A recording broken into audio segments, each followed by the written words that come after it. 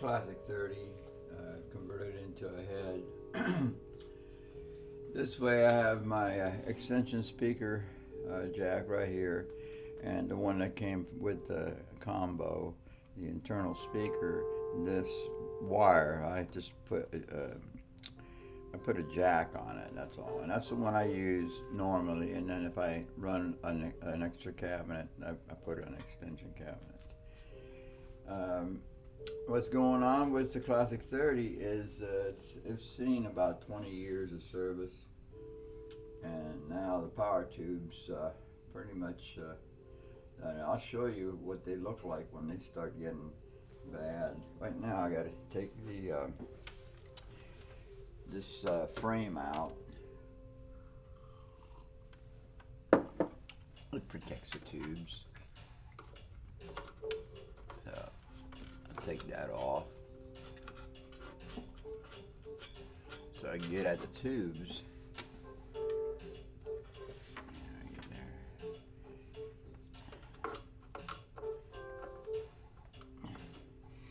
This thing weighs a lot less than it did when it was a combo. Just one hand lifts the whole thing, the whole head.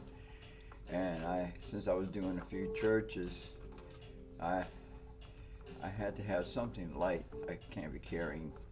I weigh 125 now, so I just can't deal with heavy stuff. I'm not built for that. I'm not a bricklayer, not a roofer.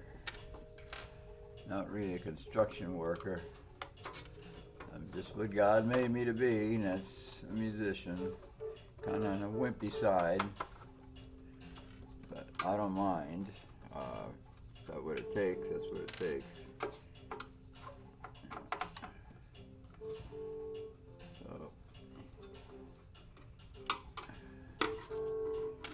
Your mind has a lot to do with it. If you're always contemplating on protein drinks and bodybuilding and all that, then that's the kind of body you'll have. I don't have any importance. I don't give any importance to that whatsoever. Other people can do it if they want to. I don't care. It's a free world. Yeah, free America anyway, somewhat. Alright, so there's 4 screws that I've taken out. Pull this thing out, and it exposes the tubes. So it's got these little things here that you pull away when you go to take a tube out. This is they call a quartet of power tubes. Because the Classic-30 is a lot like some of the British amps. It's a 16 ohm rig, so it can push 2 cabinets of 412s each. That's a total of 8 speakers. This one doesn't look too bad, but it's with the fouled up ones. I figured that you got to change all 4. They've gone from something like $68 for 4 of them to $168. That's an extra $100.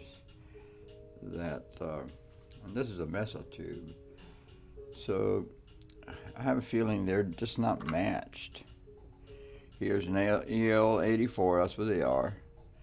This is Sovtech, and then here's a Mesa. So that is not a good thing.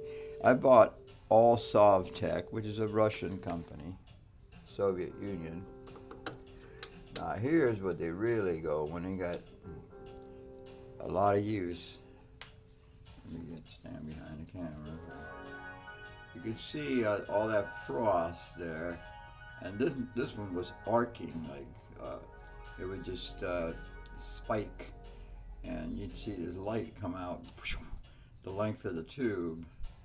And I said, shit, And it was crackling and motoring, all that kind of sound. So I have to definitely take them out. So you have 2 Mesa tubes, Mesa Boogie tubes, and 2 Sovtech tubes. That's not really recommended. It should be paired off. This is called a quartet of tubes because it's the EL84s. You can see the designation EL84. Right. Now the preamp tubes, I'm not going to change today. I have to buy 3 of them. One of them is used as a rectifier, and the other 2 are like bass and treble and preamp type of tubes. That's what they are, preamp tubes. They're 12AX7, all 3 of them. All right. So I'll have some coffee.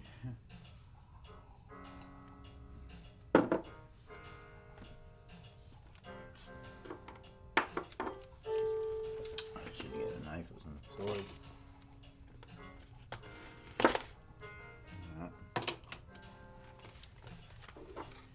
And here they are. All they say is EL84M and pass on them. That's the company's tag if they're doing all right.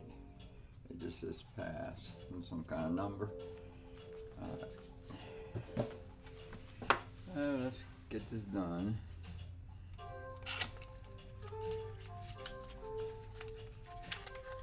Brand new tubes should look like this. Let's see. Yeah, they're centered in the. That's what they look like when they're new, crystal clear glass, and no frost.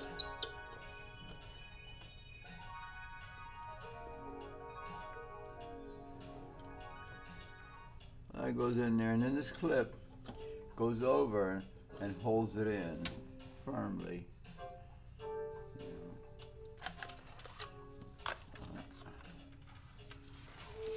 Here's the next one.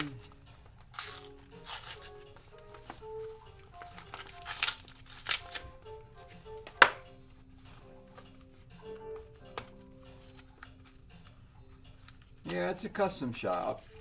Usually I work on guitars, but I've been known to chop the combos into heads.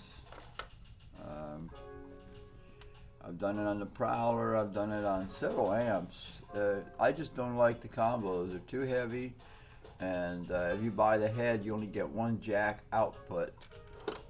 So to me, I like the 2 jack thing, so I rewire the one that goes to the speaker inside.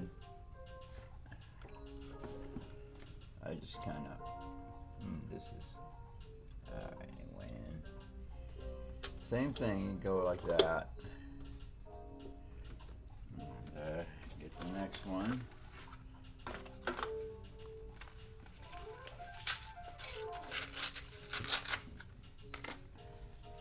So that's why my Classic-30 was not sounding quite right. Because the tubes are bad. And that's the way tubes work, you know. A component gets used up, and you have to replace them. That's all you can do. Pretty good.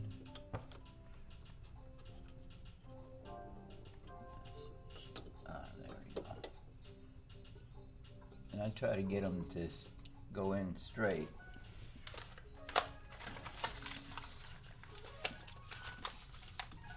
Put this trash away.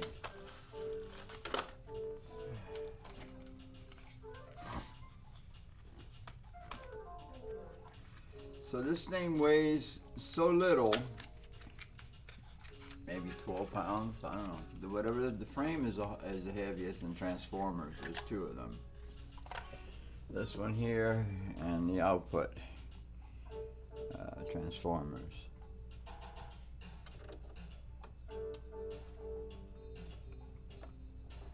There we go.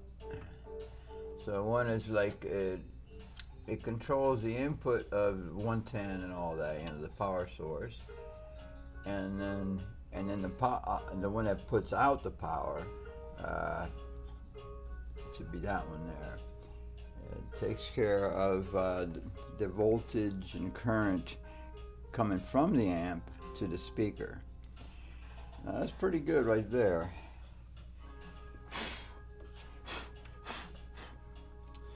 So that's what it looks like, and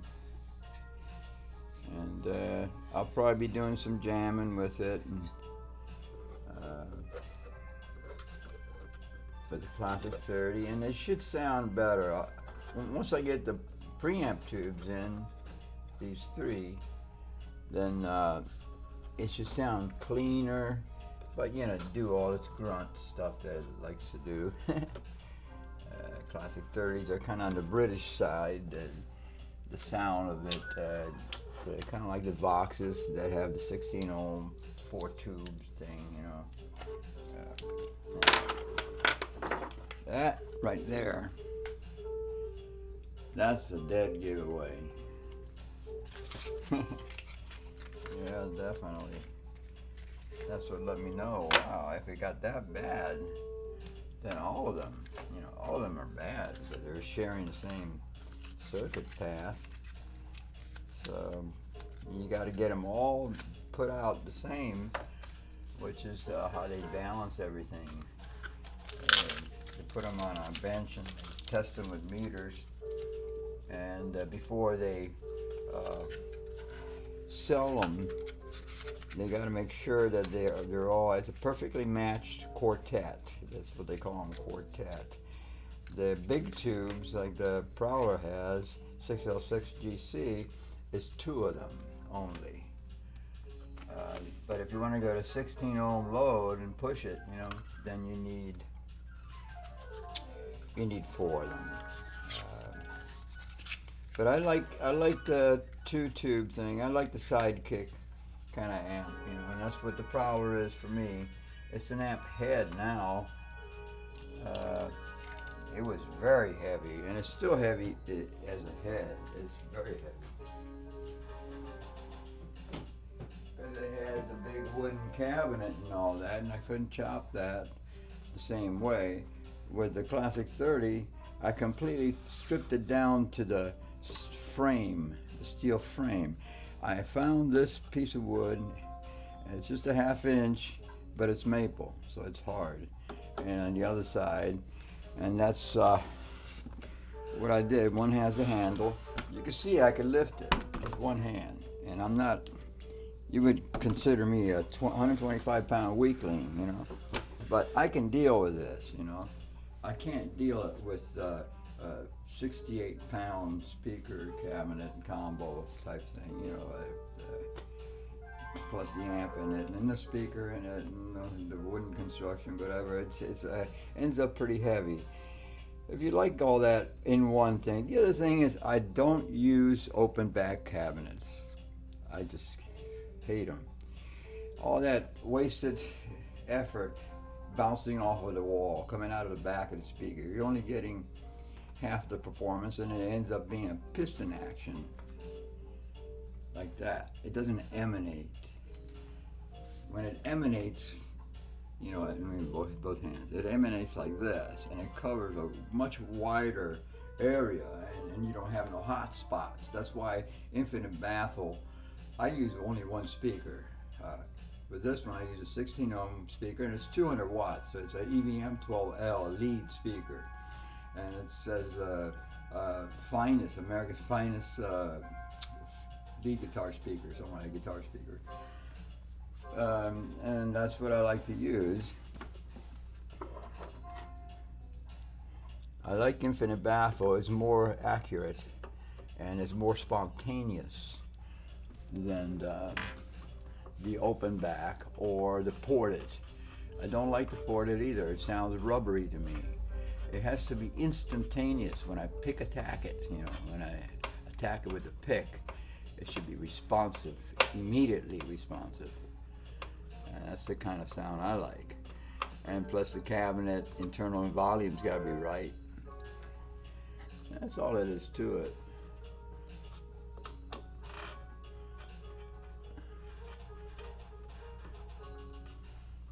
So I'm just gonna mount them, which I've done, and once I get them on the speaker cabinet, then I can do some jamming with it, see what the difference is with the new tubes.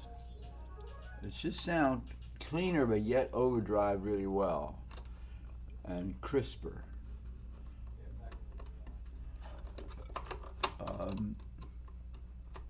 Definitely a crisper type of sound, cleaner.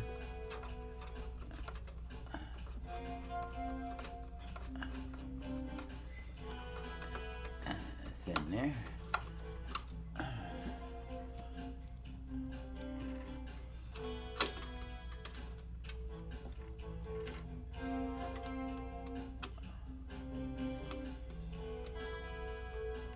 That sound there is coming from my little 10-watt amp. I use it sometimes. I got the katana in the church, and I just kind of use that amp for the church. It's versatile. I can use my acoustic. I can use the crunch instead of the lead or the wazza. I couldn't use that in the church. You know, it's Spanish music. It's quite different. It's got to be cleaner, although I do use sustain and stuff. It just has to be prettier, you know, not as aggressive.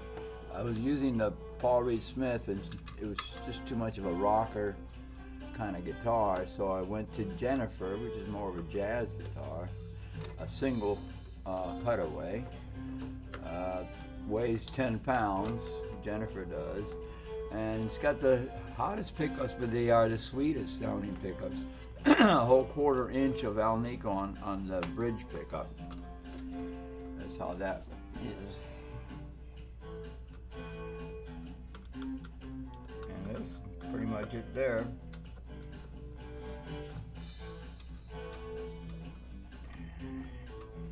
There you have it. Well, like I said, you can lift it up easy, one hand, and I'm not a strong person. So I took all that weight off because the speaker was inside of it, and the wooden cabinet was heavy. So when you strip it down to the frame, then you can just find yourself 2 ends. The way I have these are just like stapled in. A nail gun, and that's all that is to that. But this is where it goes. These sides is how I started. The rest is just filling, you know. And I had to get that stuff. I had to put my cord away and that kind of thing. So I've done that. Usually this amp comes this way, you know, with the speaker on down here in the bottom. Right? And you can read it this way. But when I use it as a head, I have to angle this thing so it ends up like that. So you can see all your controls. And the speaker jacks and everything are in the back. The extension speaker and your remote switch is here on top. Yeah. I just use the lead channel is what I always use. I don't use a normal channel clean, because I can't do anything with it. You know, it doesn't overdrive. Now, you set it such a way where you turn your guitar down and it cleans up, you know, for a rocker like me. And that's how I do it. I keep it on the overdrive channel. This one don't have a gain boost like the Prowler. The Prowler is a studio amp, and it has a standby switch and all that stuff. You know, it lowers the current going through the power tubes, so it's just it's not gonna damage them. You know, when you're not using them, you don't need a bunch of current running through it. So that's your standby switch does that. When you're ready to work, then you just flip it on, the standby switch, and you're ready to go. So this does not have the controls that the Prowler has for overdrive and that kind of thing. Um, I could bring the Prowler over here and show you the difference, but you know what if you have overdrive, then you have a boost overdrive, and also a volume control it has. So you can go from a certain level, and when you push it in, it's like 3 decibels or so louder. But you need twice the wattage to go 3 decibels is how sound equipment works. Amplifiers work that way. And, to gain 3 decibels, you have to double the power, and it keeps doubling until you get to the top of it. This is 30 watts into 16 ohms, so it'll push the 30 watts through all 8 speakers when you got 2 cabinets of 412s each. It just responds different. And it also has a passive type of tone controls, just a regular control of the frequency band, where the Prowler studio amp is active EQ. I mean, you can go all the way up, full blast on all, and it's called edge for treble, body is middle, and bottom for bass. So it's a studio amp, so it's going to have different terminology, and when you think of it, it actually responds that way, where this doesn't really, this is the old style. Also, there's no standby switch. It's either here's the power switch, right? It just says on, boom. This lights up, and you know it's on, and that's all there is to it. It does have an effects loop, which I recommend for these kind of amps because they sound real dry. They don't have, well, this one does have reverb, but it stopped working, so just don't worry about it. What I do is I put well, this is the post. This means after. This is like a master volume. This is the pre-gain. And with these amps, I have to crank them because they don't have like the extra saturation or gain. It doesn't have a gain control or gain boost like the Prowler does. So I have to do it all manually. And so I just don't mess with them. I just put those plugs in there. But this is where the controls were for reverb and for the normal channel, which I don't use. So all I have is pre-gain and the post master volume.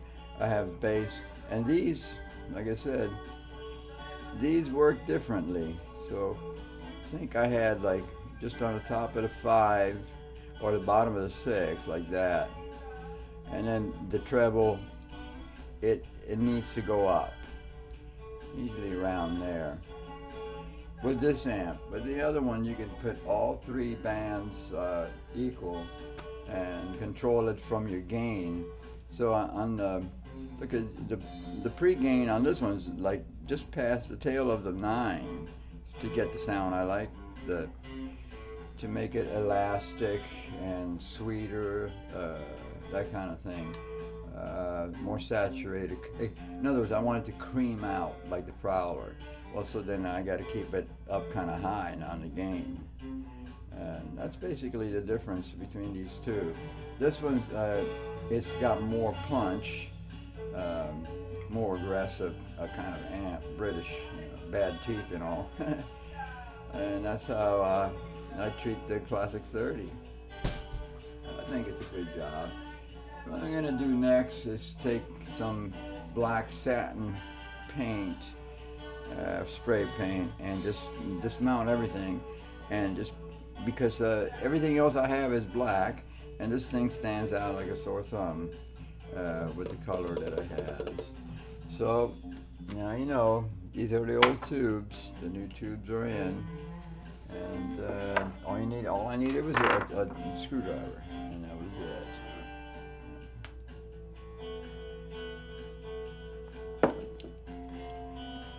What I could do is show you more about the Prowler. I'll take this power off it's going to run on batteries right now. I want it to, alright, let's see. I'm going to angle it differently. Here's the Prowler, and you can see I don't use the clean channel at all whatsoever. I don't want it. I have other ways of doing it. I got the 10 watt and I got the PA and other things I could do. So the gain on this, I put it right on about 4, but you can see the edge, the body, and the bottom. That's the bass, that's the mids, and that's your treble. But they call it edge, and it responds that way. If you think you need more bottom end, you just look, it says bottom. If you want it chunkier and more body, it says body. And then the top end, they call it edge, but it is what it is. I mean, it is edge. And the reverb, I keep it on 5. I just leave it like that. I use my effects loops. Here's a standby switch. I could turn it on, and there's the power. That's the first thing you do. And then the status, when you, here's a standby switch. Let's say you take a break, you put it on standby. You're gonna play, right? So standby, you're not playing. You just, it's sending less, it's keeping the power tubes warm. A little bit of current, but not so much that it'll fry them or anything.